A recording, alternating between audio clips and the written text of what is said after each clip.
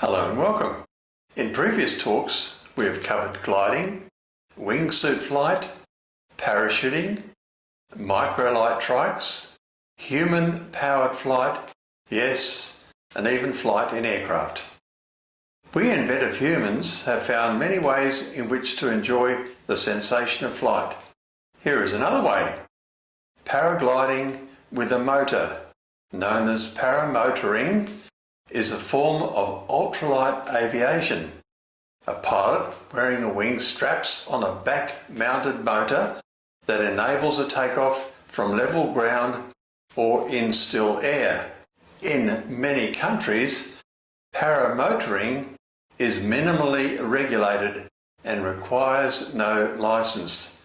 The greatest merits of this type of flying are the ability to fly both low and slow, the open field, the minimal equipment and maintenance costs, and the portability. A powered paraglider usually flies between 24 to 80 kilometers per hour and can achieve heights of 18,000 feet. Due to the paramotor's slow forward speed and nature of a soft wing, it is not safe in high winds, turbulence, or intense thermal activity. Flying only when the weather is acceptable is so important. The paramotor weighs from 20 to 40 kilo and is strapped to the pilot's back. To take off, the pilot runs a few meters as the wing lifts and the motor provides forward thrust.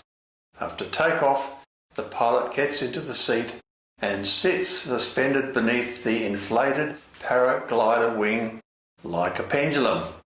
Control is achieved by using brake toggles for roll and a handheld throttle for pitch. Prices for the complete package of wing, harness and motor range from about $8,000 to $15,000. The military and border patrols of several governments have adopted powered paragliding. Some countries run detailed statistics on accidents. Injury from the propeller or running into something are the common causes of injury. Some pilots carry a reserve parachute.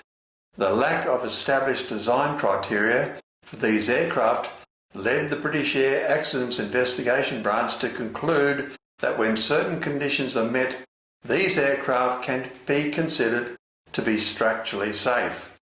Canada, France, Italy and South Africa require pilots to be trained by licensed instructors. Other countries require formal certification through ultralight aviation organisations.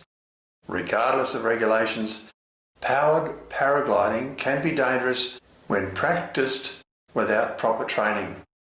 As powered heavier than air flying vehicles with wings, paramotors are technically a type of airplane, but in legal circles they are not typically classified as such.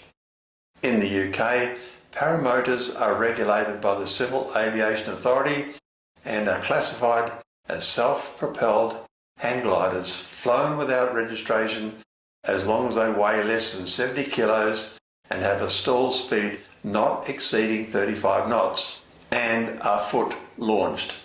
Powered paragliders differ from a powered parachute primarily in size, power, control method and number of occupants. Lightweight carts or trikes or quads when they have four wheels can also be mounted on powered paragliders for those unable to foot launch. If the machine has two seats, in the US it is no longer considered an ultralight. These craft will be governed under the sport pilot rules and regulated as a light sport aircraft powered parachute, which requires an aircraft N number. These pilots must be licensed.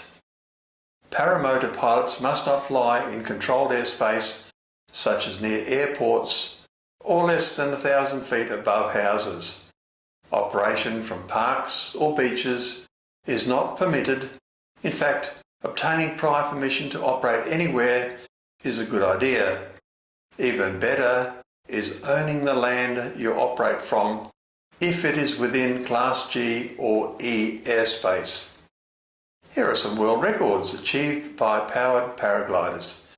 In 2009, Ramon Morales Samaron set an altitude record of 24,898 feet while flying an advanced Sigma paraglider, as well as setting a straight line distance record of 1,105 kilometres from Spain to the Canary Islands.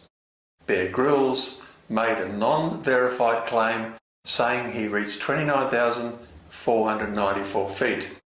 The longest journey by powered paraglider is 9,132 kilometres, achieved by Miroslav Oros flying throughout the Czech Republic on multiple trips. There have been some less than glorious flights. Do you remember Fan Man?